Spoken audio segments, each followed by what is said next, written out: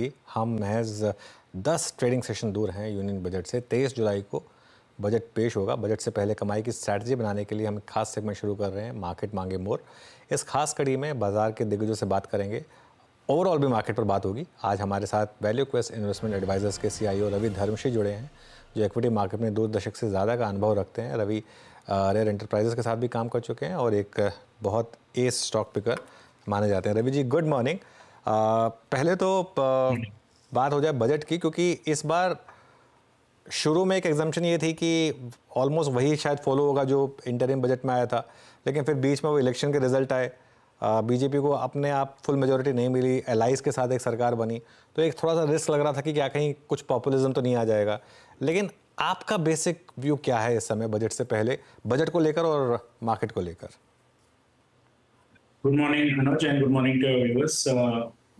Clearly जब election result आया तो एक बार के लिए लगा कि यहाँ पर अभी प्रायोरिटीज चेंज करनी पड़ेंगी शायद गवर्नमेंट को। बट उसके बाद जो हुआ है वो देख के लग रहा है कि नहीं, गवर्नमेंट अभी भी कंट्रोल में है। ये गवर्नमेंट पूरे 5 साल सर्वाइव हो जाएगी और उनको ज्यादा कुछ कॉम्प्रोमाइज करने की जरूरत नहीं पड़ेगी। हाँ, थोड़ा बहुत फ्लेवर चेंज हो सकता है। इस गवर्नमेंट का रुख हमेशा सप्लाई साइड रिफॉर्म्स की तरफ रहा है, हमेशा फिस्कल डिसिप्लिन की तरफ रहा है। तो उस चीज में बड़ा चेंज होना नहीं लगता है। We will continue to maintain fiscal discipline and we will stay on the supply side reforms. State level elections हैं जिसकी वजह से शायद थोड़ा बहुत हो सकता है। बट ये जो इनको 1.25 लाख करोड़ का एक्स्ट्रा डिविडेंड मिला RBI की तरफ से, उसमें से अगर 50-60 हजार करोड़ शायद इनको खर्चा करना पड़े for state level welfare scheme, तो शायद हो जाएगा without compromising on the fiscal discipline. So मुझे नहीं लगता है कि कोई बड़ा चेंज होगा इन टर्म्स ऑफ जिस तरह से गवर्नमेंट का फोकस रहा है अब तक in the budget. But having said that, मुझे लगता है कि ये 4 साल पुराना बुल मार्केट है जो कोविड के बॉटम से शुरू हुआ है, कोई नया बुल मार्केट नहीं है। और यहाँ से अगर इस मार्केट को कंटिन्यू करना है तो सिर्फ कीपिंग द स्टेटस को will not be enough. Government को शायद कोई बड़े ठोस कदम उठाने पड़ेंगे, और ना कि हमेशा हमारा एक्सपेक्टेशन रहता है कि बस अगर कोई नेगेटिव ना हो तो ठीक रहेगा बजट के लिए। बट इस बार ऐसा नहीं है। मुझे लगता है नेगेटिव न होने के साथ साथ कुछ पॉजिटिव भी होने चाहिए, सेक्टर लेवल पर भी और एट एग्रीगेट लेवल पर भी।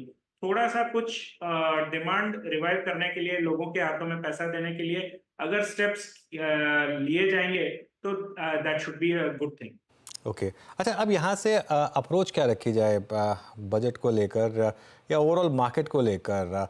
किन तरीके की थीम्स, जैसे रेलवे, डिफेंस, मैन्युफैक्चरिंग, PLI, ये सब थीम चल रही हैं, क्या ये एक अच्छा अप्रोच रहेगी मार्केट में इस समय? तो पहले तो सबसे पहला तो अप्रोच ये रहना चाहिए कि आप, आई एम श्योर हम रोज सुन रहे हैं कि वैल्यूएशन एक्सपेंसिव है, वैल्यूएशन एक्सपेंसिव है।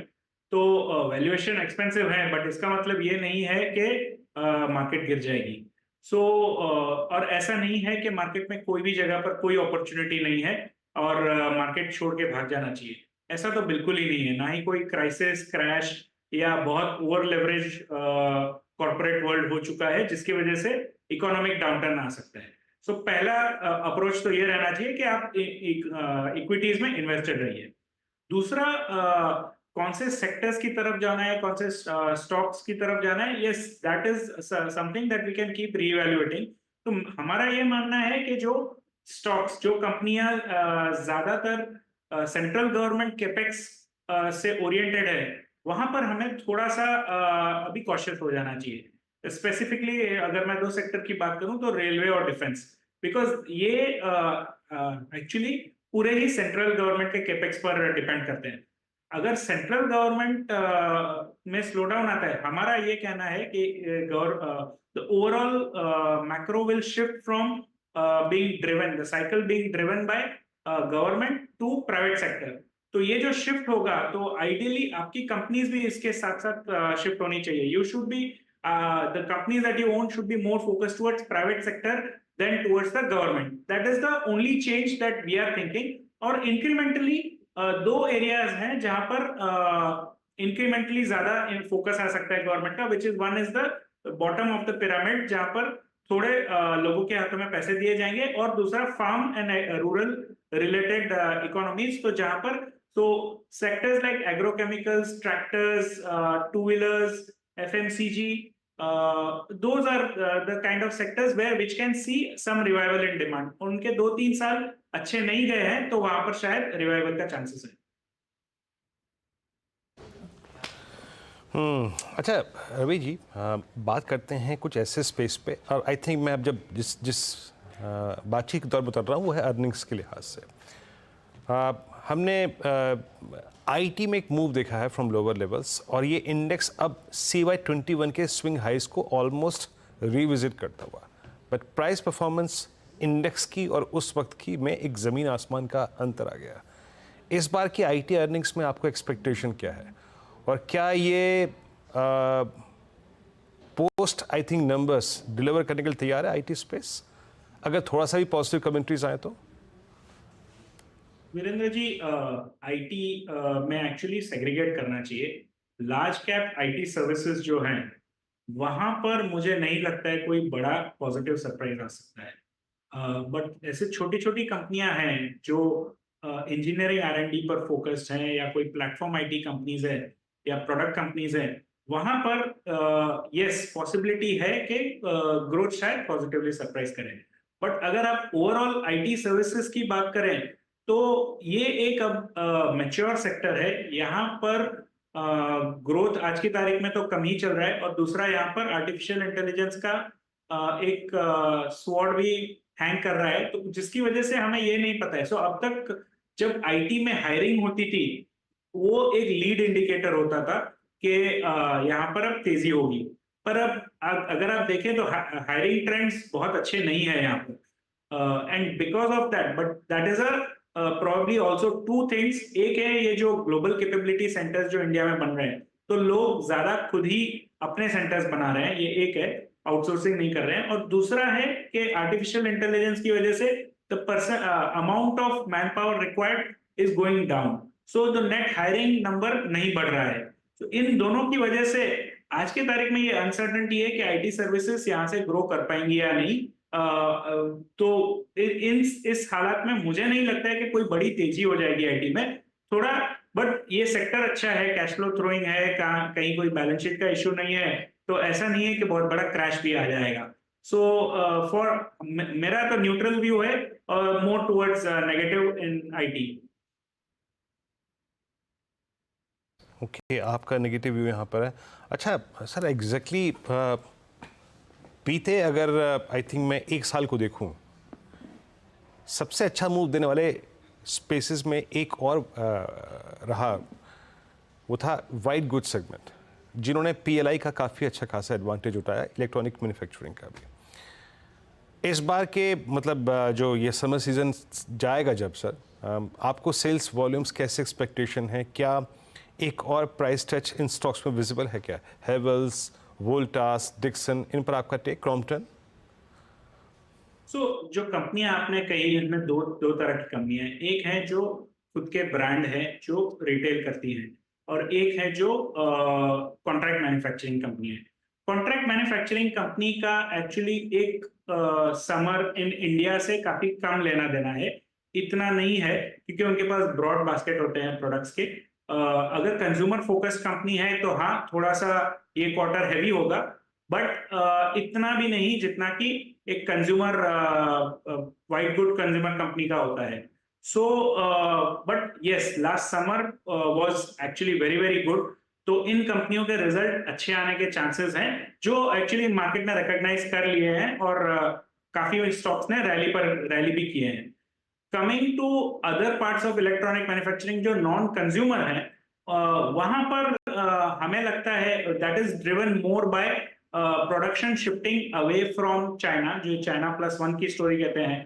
तो इसका मतलब ये नहीं है कि चाइना में बंद हो रहा है, चाइना में भी एक्चुअली ग्रोथ है, बट इंक्रीमेंटली सारी कंपनियों को एक अलग वेंडर भी चाहिए। तो इंडिया में ये जो पूरी इलेक्ट्रॉनिक्स मैन्युफैक्चरिंग की इकोसिस्टम आई है, बिकॉज ऑफ एप्पल, सैमसंग का बेस यहाँ पर शिफ्ट होने से, तो वहां पर वो that is driven more bye global factors rather than bye domestic factors.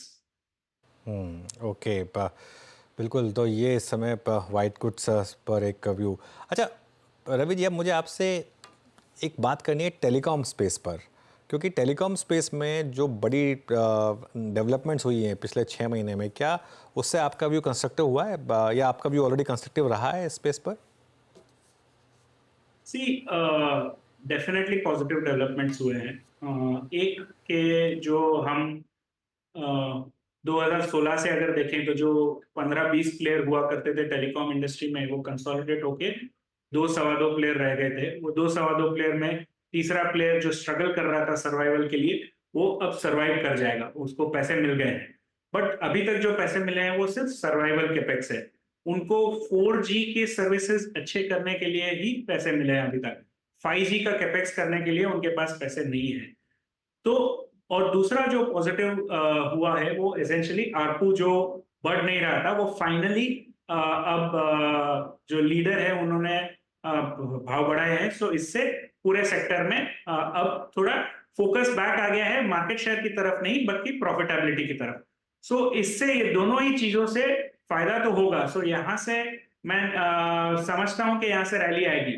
But अगर लंबी तेजी खेलनी है तो इसके लिए क्लैरिटी होनी चाहिए 5G में क्या होने वाला है, 5G में कितना पैसा खर्चा करना पड़ेगा, क्या भाव पर बिडिंग करेंगे और उन भाव पर इनका पैसा, इनको क्या प्राइसिंग करने मिलेगी और उस पर पैसा बनेगा कि नहीं।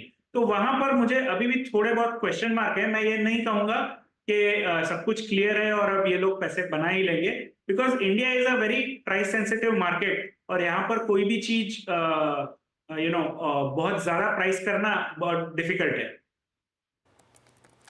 ओके चलिए रवि जी, बहुत बहुत शुक्रिया आज हमारे साथ जुड़ने के लिए। अच्छा सॉरी, एक Thank you. एक आखिरी सवाल पूछना था आपसे जाने से पहले।